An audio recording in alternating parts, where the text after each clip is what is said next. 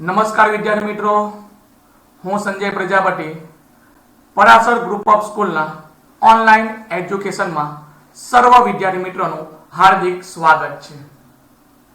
વિદ્યાર્થી મિત્રો, આજે આપણે ધોરણ 6 વિષય ગુજરાતી પાઠ નંબર 17 સુગંધ કચ્છની. કચ્છ આપણા ગુજરાતનું જ એક રાજ્ય છે. તો સરસ મજાનો એક પાઠ જે છે કે જે આપણે ભણવાનો છે. સુગંધ કચ્છની પાઠના રચયિતા ડોક્ટર દર્શના ઢોળકિયા. પાઠનો પ્રકાર છે પત્ર લેખન. તો વિદ્યાર્થી મિત્રો, સૌપ્રથમ આપણે વાત કરીશું કે ડોક્ટર દર્શના ઢોળકિયા જે પાઠના રચયિતા છે એમના વિશે આપણે થોડો પરિચય મેળવી લઈએ. તો ડોક્ટર દર્શના ઢોળકિયાનો જન્મ જે છે એ 11 જાન્યુઆરી 1962 માં થયેલો આપણને જોવા મળે છે.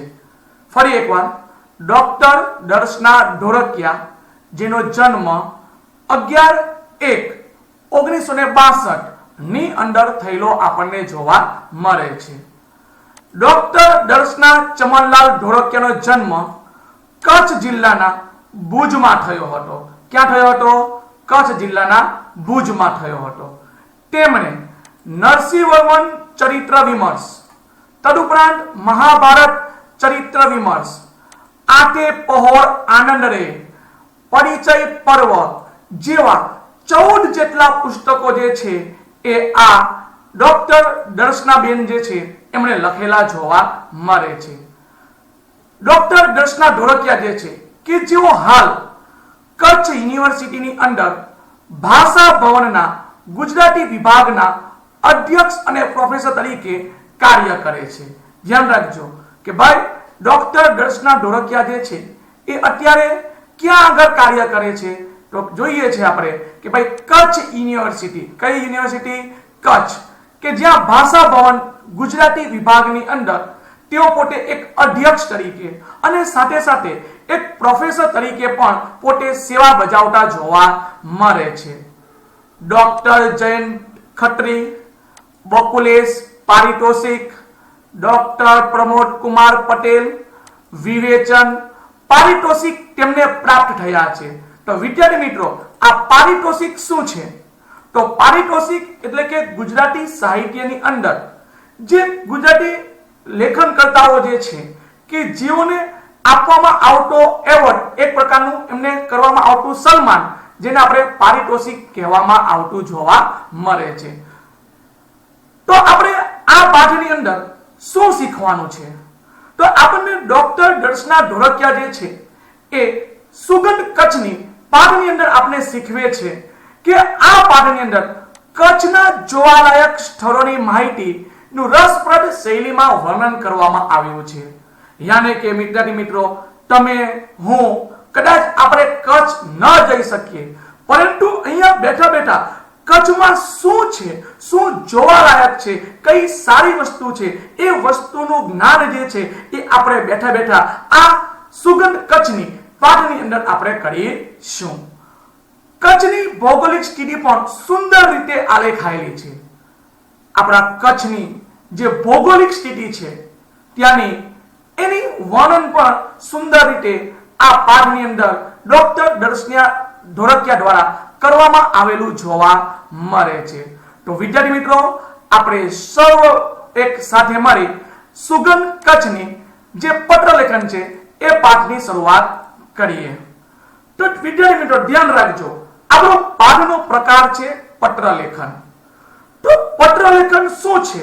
પત્ર લેખન એક એવો માધ્યમ છે કે પ્રાચીન સમયની અંદર, એ સમયમાં આપણે એક સંદેશો જે છે આપણા પરિવારજન હોય, આપણા મિત્ર હોય કે અન્ય લોકો સુધી સંદેશો પહોંચાડવા માટેનું એક માધ્યમ એટલે આ શું હતું? પત્ર હતો. તો એવા જ પત્રને આપણે આજે દિવસે દિવસે ભૂલતા જઈએ છીએ. તો આપણને આપણા સાહિત્યની અંદર, આપણા ગુજરાતી વિષયની અંદર એક અનોખો એક લેખન તરીકે આ પત્ર લેખન જે છે એ આપવામાં આવતું જોવા મળે છે. તો સૌપ્રથમ પત્ર લેખનની અંદર શું હોય છે? તો પત્ર લેખનની અંદર પત્રની શરૂઆતની અંદર આપણે પત્ર જ્યાં મોકલવાનો છે એનું એડ્રેસ લખવું પડે છે. એડ્રેસ યાની કે સરનામું જે છે એ આપણે અવશ્ય લખવું પડે છે, તો જ આપણો જે તે ઠેકાણે પત્ર જે છે એ પહોંચતો જોવા મળે છે. તો અહીંયા આપણે જોઈએ છે કે ભાઈ પત્ર લેખનની અંદર હંમેશા સરનામું જે છે એ સરનામું પણ ક્યાં લખવામાં આવે છે? તો કહેવાય છે સરનામું જે છે એ આપણને પત્રની ડાબી બાજુ લખવામાં આવે છે. ક્યાં લખવામાં આવે છે? પત્રની ડાબી બાજુમાં. કોઈ પણ પત્ર હોય વિદ્યાર્થી મિત્રો, એ પત્રની અંદર હંમેશા જે તે પત્રની અંદર સરનામું જે છે એ ડાબી સાઈડ લખવામાં આવતું જોવા મળે છે. તો આપણે આ પાઠની અંદર શરૂઆત કરીએ તો શરૂઆતની અંદર પણ જે એડ્રેસ જ્યાં પત્ર મોકલવાનો છે ત્યાં આગળનું સરનામું જે છે એ અહીંયા લખેલ છે. તો પત્રનું એડ્રેસ લખે છે doctor Darshana Dholakia, New Mint Road, Paris Bakery સામે, ભુજ, કચ્છ, અને જે દિવસે લખે છે એ દિવસની તારીખ યાની કે 12/7/2011. બરાબર છે. તો આમ સૌ પ્રથમ આપણે પત્ર જ્યાં મોકલવાનો છે એનું સરનામું પત્રમાં ડાબી તરફ જ લખવામાં આવતું જોવા મળે છે. ત્યાર પછી પત્ર શરૂ કરીએ ત્યારે પત્ર લખનાર અને પત્રને મોકલનાર બંને વચ્ચેનો શું સંબંધ છે? તો એ સંબંધનો સંબોધન જે છે એ આપણે પત્ર લખવાની શરૂઆતની અંદર કરવામાં આવે છે. તો અહીંયા પત્ર જે છે કે જે મોકલવાનો છે, કોને મોકલવાનો છે? તો પ્રિય મિત્ર છે. તો એનું નામ શું છે? તો સૌમિત્રી છે. શું છે? સૌમિત્રી. તો આપણે પ્રથમ સંબોધન જે છે એ કરીએ છીએ પ્રિય સૌમિત્રીથી. મોટી બહેનનું ખૂબ જ વહાલ. મોટી બહેન જે છે એનો ખૂબ જ વહાલ એટલે કે એક પ્રકારનો એની સાથેનો લાગણી ભાવ, પ્રેમ ભાવ જેને આપણે કહેવામાં આવે છે. પત્ર લખવાની શરૂઆત કરે છે કે ભાઈ સૌપ્રથમ પત્રની આપણે શરૂઆત કરીએ એટલે આપણે શું લખવાનું હોય છે કે ભાઈ આપણે આઈડિયા નથી કે ભાઈ ત્યાં આગળની સ્થિતિ કેવી છે, પણ આપણે એવું જ લખવાનું છે કે ભાઈ ત્યાં આગળ સર્વ લોકો જે છે એ પોતાનું જીવન સરસ મસ્ત મોજ મજાથી જીવતા હોય. તો આપણે પત્ર પર એવી રીતે લખવાની શરૂઆત કરીએ કે થોડા સમય પહેલા જ પૂરા થયેલા લાંબા વેકેશનની યાદ હજુ પણ તને સતાવતી હશે, ખરું ને? એટલે અહીંયા કહે છે કે ભાઈ થોડા સમય પહેલા જે આપણું પૂર્ણ થયેલું લાંબુ વેકેશન છે એની યાદ તને હજુ પણ સતાવતી હશે. સતાવતી હોવું એટલે કે યાદ આવતી હશે, ખરું ને? ખરું એટલે કે સાચું ને? વળી આવનારા દિવાળી વેકેશનમાં થનારા કાલ્પનિક પ્રવાસના સ્વપ્ન તારી રાત્રિ મીઠી બનાવતા હશે.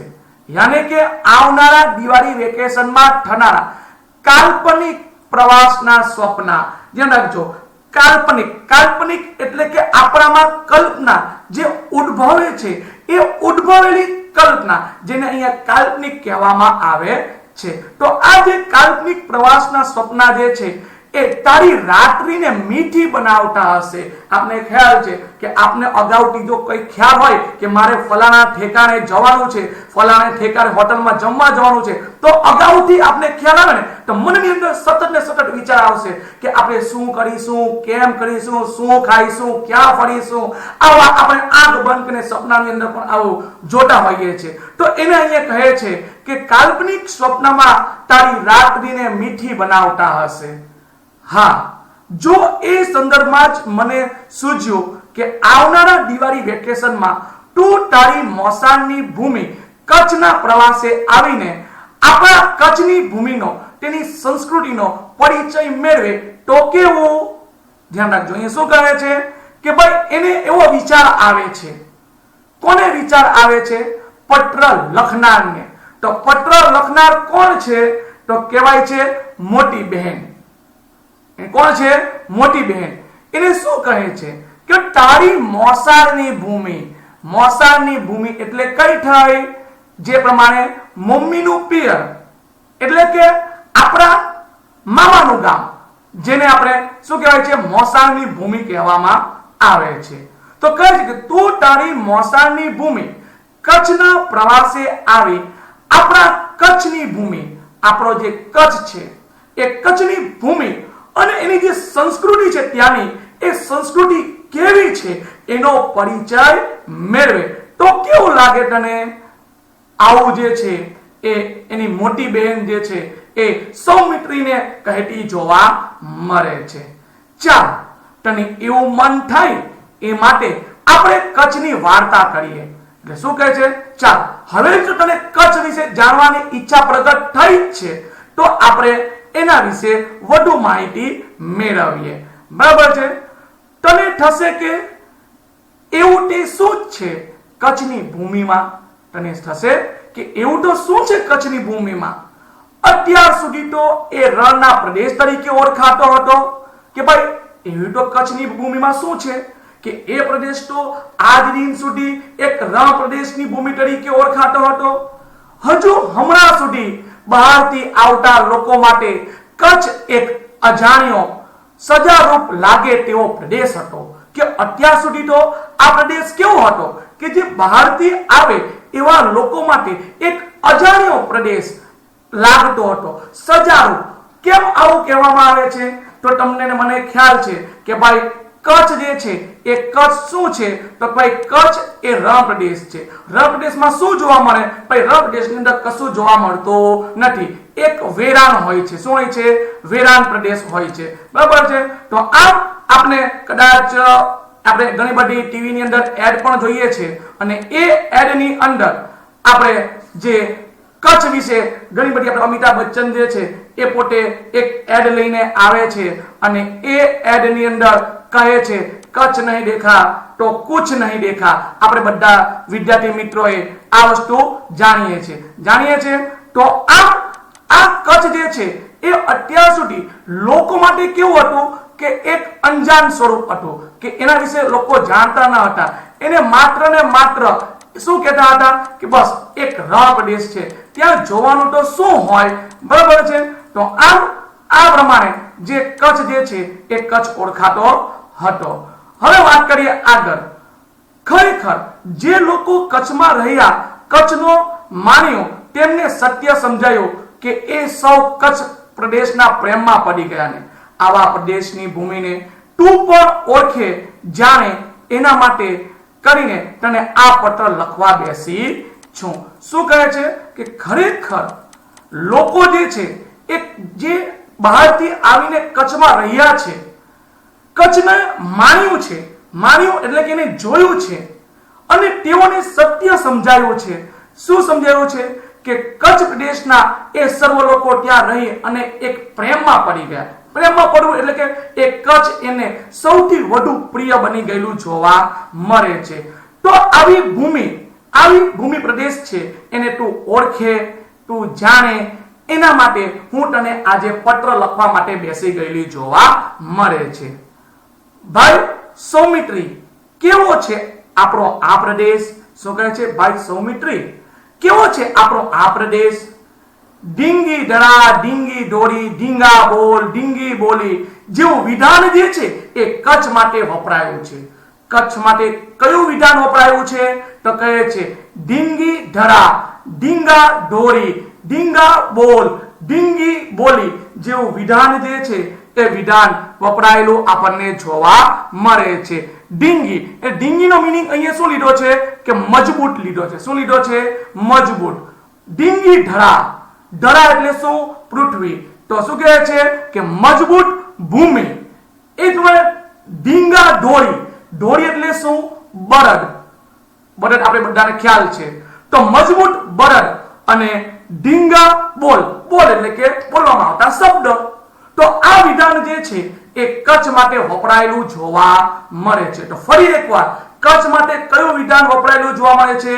તો કહેવાય ડીંગી ધરા, ડીંગા દોરી, ડીંગા બોલ, ડીંગી બોલી જેવું વિધાન જે છે એ કચ્છ માટે વપરાયેલું જોવા મળે છે. ભારતનો એક વિશિષ્ટ પ્રદેશ એટલે કચ્છ. આપણા ભારત દેશનો કંઈક અનોખો પ્રદેશ જો કોઈ હોય તો એ કયો છે? કચ્છ છે. પ્રાચીન સમયમાં ભારતમાં પ્રવેશ કરવા માટે કચ્છ પશ્ચિમ ભારતનું પ્રવેશ દ્વાર ગણાતું હતું. ધ્યાન રાખજો કે પ્રાચીન સમયની અંદર કચ્છ જે છે એ ભારતની અંદર જો કોઈ પ્રવેશ કરવો હોય તો એ સમય દરમિયાન લોકો જે છે એ પશ્ચિમ ભારતનું પ્રવેશ દ્વાર તરીકે આ કચ્છ છે એ કચ્છને ઓળખવામાં આવતો હતો. સમુદ્ર, રણ, પર્વતથી વિતરાયેલા આ પ્રદેશની વિશેષતાઓ પણ ન્યારી છે. શું કહે છે? આ કચ્છ જે છે એનું ભૌગોલિક સ્વરૂપની અહીંયા વાત કરી છે કે ભૌગોલિક સ્વરૂપ કેવું છે, તો કે ત્યાં આગળ સમુદ્ર છે, ત્યાં આગળ રણ પ્રદેશ છે, ચારે બાજુ જે પર્વતો જે છે એ પર્વતો વિતરાઈને આવેલા છે. આવી વિશેષતા જે છે એ કચ્છની જોવા મળે છે. કચ્છ પ્રદેશમાં તું બસ કે ટ્રેન બંને દ્વારા આવી શકે છે. આ કચ્છ પ્રદેશની અંદર જો તારે જવું હોય તો શું શાના વડે જઈ શકે છે?